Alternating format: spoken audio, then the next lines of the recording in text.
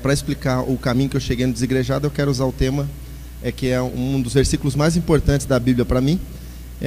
Você não vai precisar nem abrir, porque você sabe de cor salteado, que é Gênesis 1:1, que diz que no princípio Deus criou céus e a terra.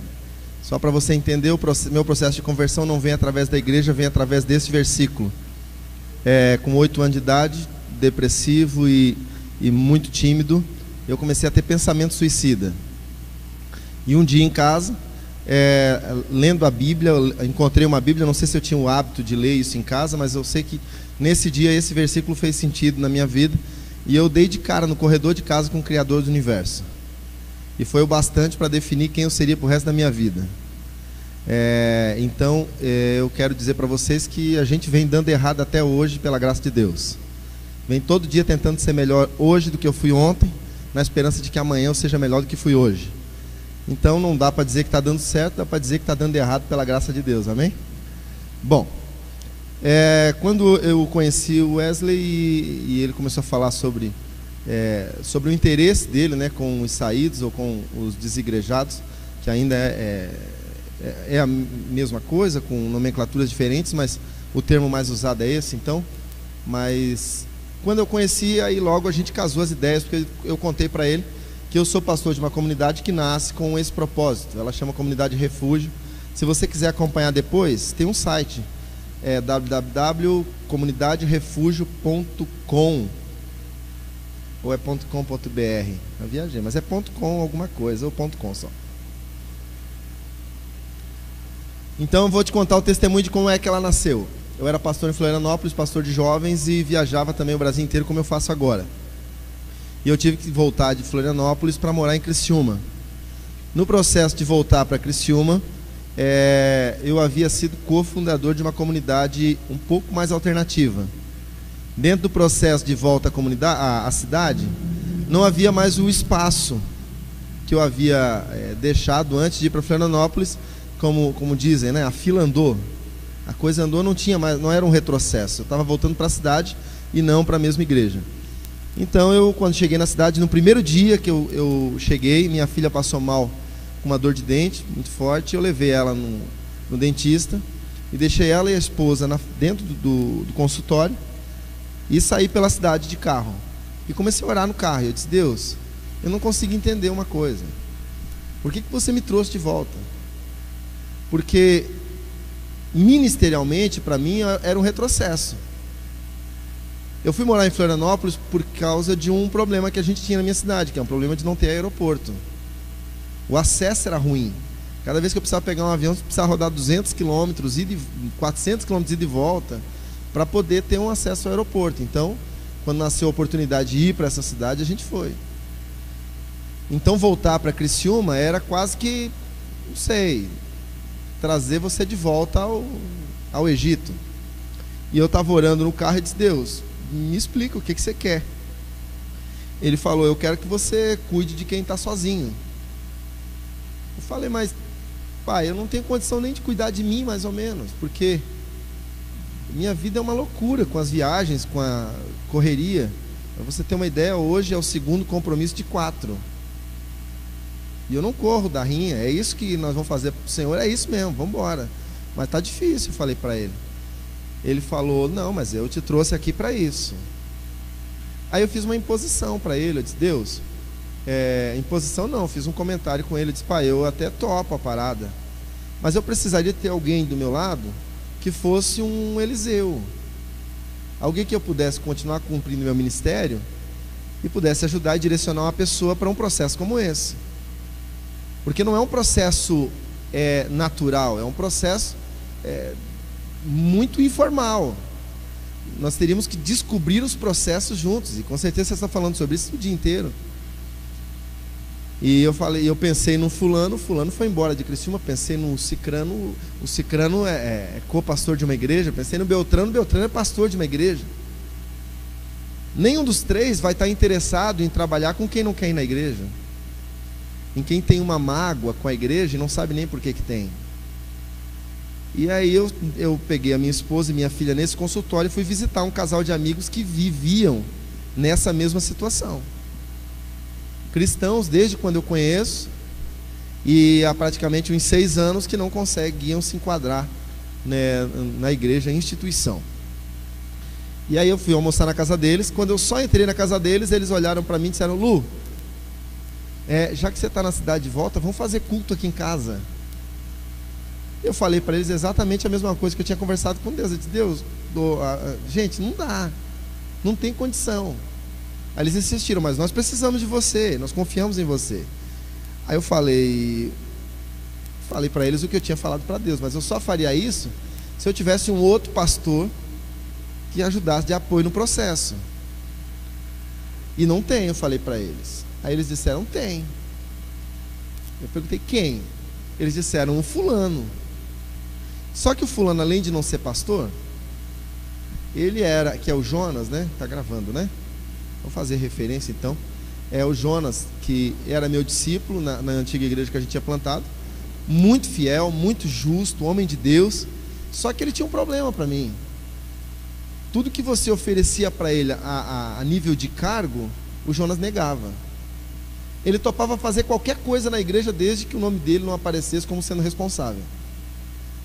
Eu falei para eles: gente, eu admiro isso, porque o Jonas, para mim, ele talvez em muitos quesitos seja muito mais pastor do que eu mesmo, mas ele nunca vai topar um negócio desse. Aí eles me falaram, me exortaram, segundo a boca de Deus, os saídos, né, que eu estava visitando, disseram: Lu, mas você está tornando Deus inapto de fazer algo. Eu disse: tá bom, já entendi. Peguei o telefone e liguei para o Jonas. Isso tudo num dia só, no segundo dia que eu estou na cidade. Quando eu liguei para o Jonas me atende e diz assim: Lu, eu brinquei com ele. Eu disse: Jonas, tem alguma igreja boa para nós congregar nessa cidade aqui? Aí ele falou para mim assim: ó, se tem eu não sei, mas como eu soube que você estava vindo embora, eu já dei a carta de saída na minha igreja. Eu disse: mas que papo é esse? Quem que falou isso para você? Não, estou com você. Então vamos sair para tomar um café. E a gente saiu para ir na casa da minha sogra, marquei com ele, e minha esposa estava junto, e as mulheres ficaram na cozinha conversando, e eu e ele fomos para a área da casa, sentamos e começamos a conversar. E eu comecei a contar tudo isso que eu já contei para vocês, e ele começou a me olhar muito sério. Ele é um cara sério, e eu perguntei para ele assim: Jonas, você já entendeu o processo aqui do que eu estou te contando? A única forma de eu aceitar o desafio de Deus dentro do processo e saber que é Deus que está movendo o negócio é que você aceite ser o outro pastor responsável pelo projeto. E ele encheu os olhos de lágrima. E ele é gaúcho, e gaúcho não chora, né? Não sei se vocês sabem. Gaúcho só sua os olhos, né?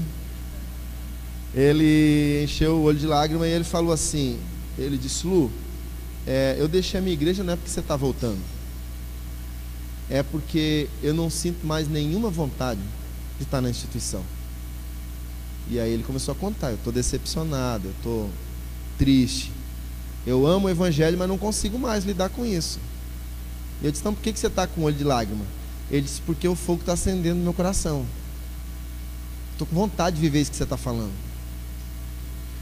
Aí nesse momento, você olha como é que é as coisas de Deus. Minha esposa sai na porta, e a gente fazia parte de uma comunidade que entendia que a esposa do pastor é pastora, pelo processo de caminhar junto, de viver junto. E a minha esposa é uma pessoa muito recatada, muito no canto dela, não é de se envolver em nada relacional à igreja, principalmente parte doutrinária, nada. Ela é uma mulher de Deus, conselheira, mas ela fica na dela. Minha mulher sai na porta da sala e vê nós dois conversando. E quando ele está falando isso, ela senta na frente dele e diz para ele assim. Então ela pegou o assunto na metade, coisa que ela nunca faria, se intrometer na nossa conversa. Ela disse assim: Jonas, olha para mim, deixa eu te falar uma coisa. Você não está sozinho. Agora você tem uma pastora do teu lado. Eu vou ficar com você, porque a dúvida era que o Lu estava viajando. Sou uma pastora, vou estar com você, vou te ajudar a cuidar das pessoas, E eu fico olhando para ela assim e disse: nossa, o milagre era muito maior que eu pensei.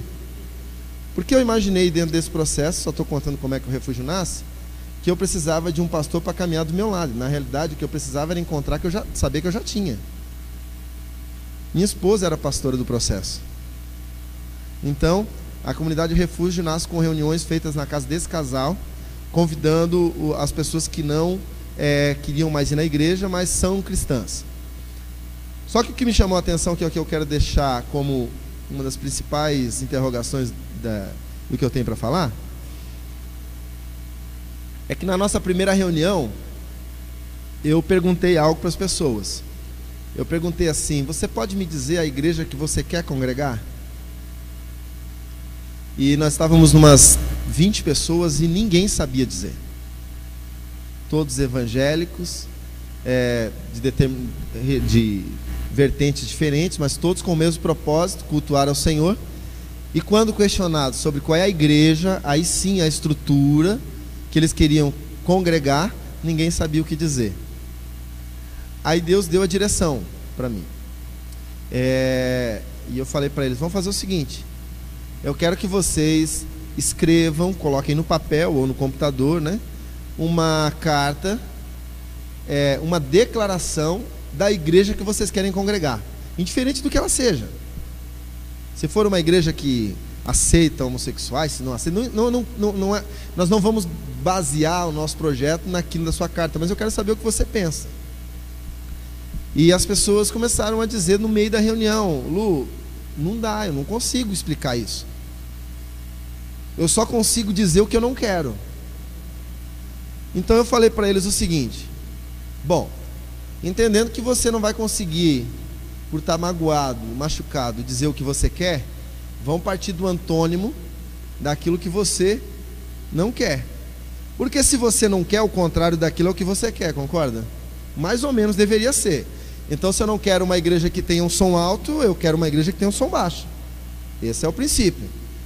Bom, aí então, no outro dia, a gente combinou de criar uma página no Facebook para a igreja, e as pessoas começariam a postar esses textos lá, e começaram a postar os textos. E eu comecei a ficar chocado com as coisas que eu comecei a ler. E estão lá até hoje. Se algum dia alguém se interessar, pede para mim que eu posso mostrar para vocês. A gente não fez uma carta fechada, mas há dois exemplos muito crônicos.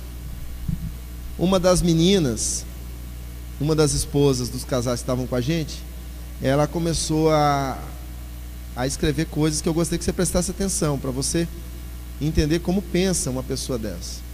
Ela falou assim: eu sonho com uma igreja em que as coisas contadas em aconselhamento em gabinete não sejam espalhadas no meio da igreja. Eu sonho com uma igreja, ela começou a contar, em que o pastor não manipule os números das entradas. Eu sonho com uma igreja em que o pastor não minta. Eu sonho com uma igreja que as pessoas se encontrem como uma família. E ela começou a botar as coisas.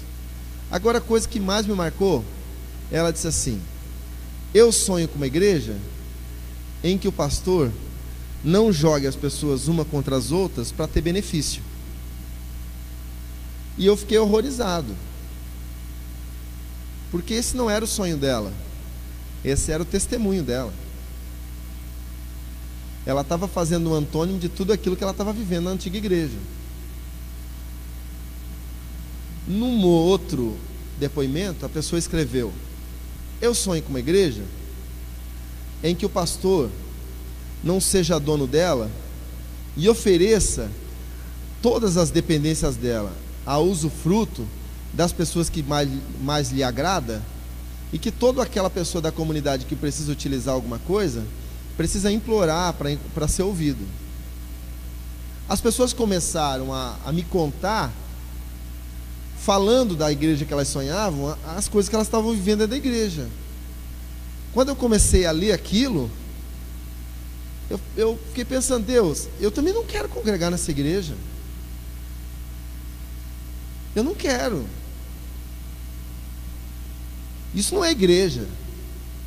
Isso pode ser qualquer coisa do mundo, mas não uma igreja. Não uma igreja que é a igreja que nasce naturalmente por uma questão de interesses comuns. Porque para mim isso é a igreja, falando da instituição. como é qualquer outro grupo. Se nós reunirmos aqui 10 pessoas que gostam de brincar de aeromodelo de avião, logo a gente vai montar uma associação de aeromodelo. Concorda? Então eu não estou desfazendo a estrutura. Perdoe-me, pastor, não é isso. Estou dizendo que na prática, que eles começaram a me contar a igreja que eles me sonhavam, ela estava muito aquém da igreja que a gente vive. E aí eu comecei a amar o povo. E aí a gente começou a entrar num processo de discussão das cartas que estavam sendo colocadas. E a primeira carta que a gente discutiu foi da menina que falou que sonhava que a igreja deveria ser uma grande família. Mas ela nunca parou para pensar nisso. E eu mostrei para ela que uma grande família nada mais é do que uma grande panela de pessoas diferentes, né?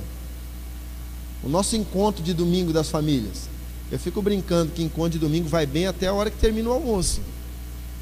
Porque a hora que termina o almoço, os homens querem bater papo na varanda, as mulheres começam a fazer piada para saber o que os homens sempre têm que conversar enquanto elas limpam a cozinha, já começa a crise.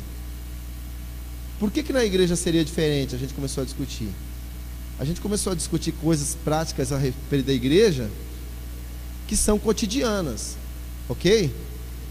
Mas firmado em alicerçar verdades que vão estabilizar as pessoas e não desestabilizar. Eu comecei a minha carreira cristã na Igreja Assembleia de Deus. Inacreditável, né? E não é as Assembleias de Deus aqui do Goiás, não, pode ter certeza. Aqui é bem moderno. E eu tinha um problema com o meu pastor, que é um querido, eu amo ele até hoje, o pastor Vanderlei Fernandes. Eu perguntava para ele por que de tudo. Eu queria saber o porquê, não simplesmente, às vezes você ia perguntar determinada coisa, que ia dizer, não, é porque Deus não se agrada. Mas dizer que Deus não se agrada é muito raso para mim. Porque como eu conheço Deus antes da igreja, eu não tinha muito a ideia de que normalmente a pessoa que encontra Deus na igreja tem. De que o pastor é a referência divina de Deus na terra. E eu sou pastor, e um dia fui questionado pelos pastores que me ordenaram, porque eu falei que a ordenação pastoral não me mudou. Não é a ordenação pastoral que me fez. O que eu sou que faz ter a ordenação pastoral.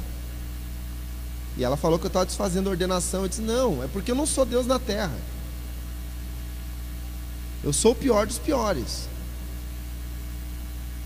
Porque encontrei o espaço de estar aqui falando como se eu fosse retentor de alguma verdade que não sou a que eu estou buscando todo dia. Então a gente começou a entender e tentar mostrar para as pessoas um Deus relacional, que se relaciona com os bons e com os ruins. E aí eu descobri duas coisas interessantes. A primeira é que Jesus morreu para agregar as pessoas. Isso a gente já sabia. Jesus morre e diz assim, venham a mim todos, como vocês estiverem, da forma que vocês estiverem, são bem-vindos, sempre bem-vindos. A igreja diz não venham todos, porque todos não são bem-vindos. Afinal, e eu lido muito com igreja underground, com igreja, por exemplo, eu lido com as igrejas de metaleiro, que eu, como pastor, já fui visitar a igreja, e como o pastor que era da comunidade não estava, ninguém me conhecia, fui maltratado na igreja. E eu estou falando de uma igreja prática, de uma igreja que supostamente é uma igreja reformada, mas que não tem nada de reforma, só trocou a roupa do culto. Continua tão perdida quanto a igreja. E aí não estou cobrando a igreja, estou contando como é que a gente relaciona no refúgio. E aí nessa igreja, sabe o que piorou para mim? Quando os caras descobriram que eu era o pastor, é que quando descobriram que eu era o pastor Lu, aí começaram a me tratar bem, aí eu acho pior ainda. Porque quer dizer que eu mereço respeito por causa de um título. E talvez eu tenha uma questão para vocês, né, para o Wesley, que me convidou para estar aqui. Quem que garante para vocês que eu sou pastor?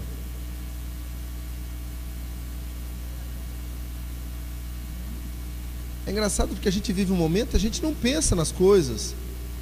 Não, eu fui ordenado, sim, passo as referências da minha comunidade, mas tem muita gente por aí que está passando e está falando em nome de Deus, se citando como pastor, como isso, como aquilo, E não tem nada. Se você procurar a raiz dele, eu conheço escola teológica no Brasil que dá diploma, diploma americano, que foram descobrir, lá não é nada, é uma pizzaria o endereço que deram.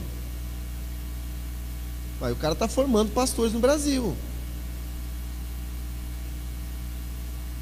Eu estou falando isso para vocês entenderem. Eu não sei se já discutiram, eu cheguei agora, estou pousando de paraquedas aqui, né? Eu amo lidar com os saídos, porque os argumentos deles são muito fortes. Eles não são magoados à toa. Eles não estão sabendo lidar com o que estão vendo, só isso. E agora a pergunta minha, que é o que a gente luta no refúgio, é por que Deus mostra algo a alguém? Para que ele faça a diferença. Só que eles não estão sabendo lidar com o que estão vendo. Talvez o pai, quando descobre o que o filho faz errado, igual um pai amigo meu lá do Recife, que o filho saiu e foi para uma balada e tomou um goró, o pai é pastor, não sei o que, o filho chegou em casa, ele pega o filho de 17 anos e dá uma surra.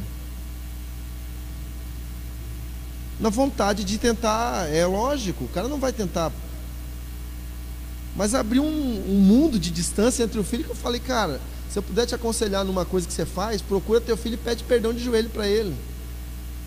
É o mínimo responsável que eu posso fazer. Não é concordar com o que ele fez, é dizer, olha, o que você fez é uma coisa, o que eu fiz é outra, que eu preciso pedir perdão, não tenho direito de fazer isso. Então talvez os saídos são muito mais machucados, nem sempre, não estou defendendo nivelando todo mundo, mas a grande maioria que eu conheço são pessoas que amam a Jesus, que vivem no que eu chamo de limbo cristão, porque eles não estão no mundo porque não servem para o mundo, e eles não estão na igreja porque amam demais a igreja, e alguns ainda pelo seu calor humano, eles não conseguem guardar a língua dentro da boca, e aí se transformam em juiz da própria igreja, batendo na mãe, como se isso resolvesse alguma coisa no processo, mas é como uma forma de ser lembrado, né? Então que Deus tenha misericórdia da nossa vida.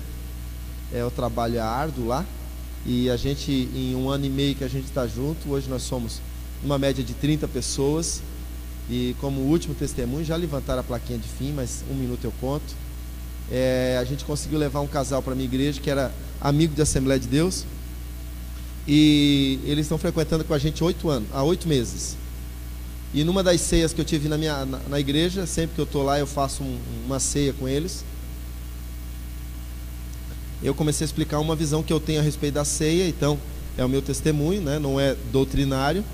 Quando eu vejo Jesus na ceia, eu vejo Jesus estendendo o pão não só aos discípulos, porque com certeza tinham mais pessoas junto, e ele está dizendo, venham todos e comam, né? E eu vejo Paulo dizendo, examine-se o homem a si mesmo, mas coma.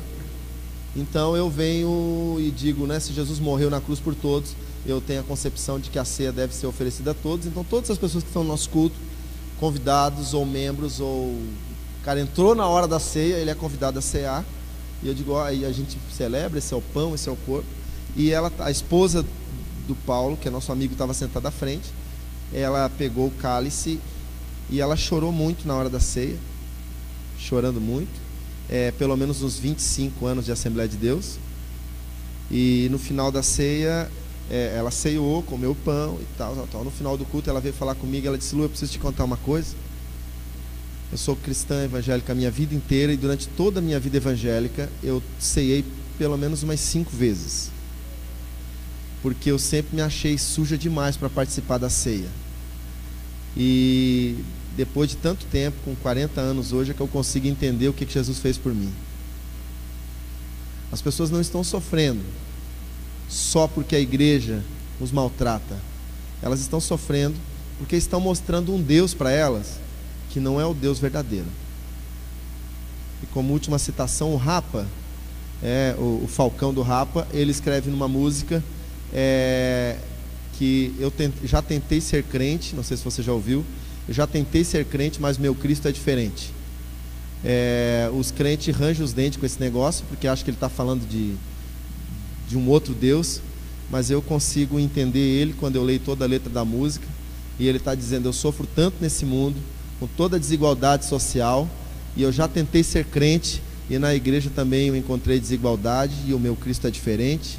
O meu Cristo me aceita como eu sou, o meu Cristo me aceita como eu vivo. E é engraçado porque aí sim ele está falando do Cristo da cruz, e às vezes não é o Cristo que nós professamos em palavras. Que Deus tenha misericórdia e nos abençoe. Muito obrigado pela oportunidade.